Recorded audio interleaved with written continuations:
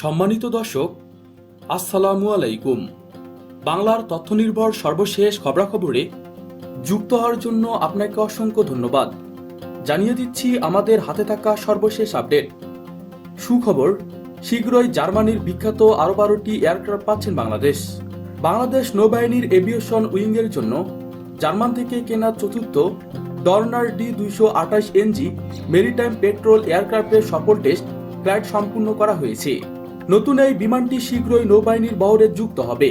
বিমানগুলো আধুনিক সেসপার 5000 ESS radar সজ্জিত, যেগুলোর রেঞ্জ 370 কিলোমিটার। সব পরিবেশের উপযুক্ত ওয়ারপস স্মল অ্যানামাইড এয়ারক্রাফট সিস্টেম অ্যারোভাইটমেন্ট RQ-12 মোতায়েনের সব প্রস্তুতি সম্পূর্ণ করেছেন বাংলাদেশ। নৌবাহিনীর প্রাথমিক দায়িত্ব হচ্ছে বাংলাদেশের ভূখণ্ডের অখণ্ডতার রক্ষাসহ সব ধরনের নিরাপত্তা ও প্রতিরক্ষা সহযোগিতার প্রয়োজনীয় শক্তি ও জনবল সরবরাহ করা। নৌবাহিনীর সব ধরনের কর্মকাণ্ড নৌবাহিনীর সদর দপ্তর দ্বারা নিয়ন্ত্রিত হয়।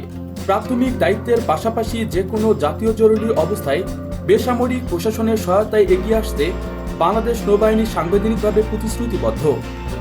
প্রিয় দর্শক, বাংলার তথ্যনির্ভর সব খবরাখবর বাংলা লেটেস্ট নিউজে পাওয়ার জন্য চ্যানেলটি সাবস্ক্রাইব করে বেল বাটনে ক্লিক করুন।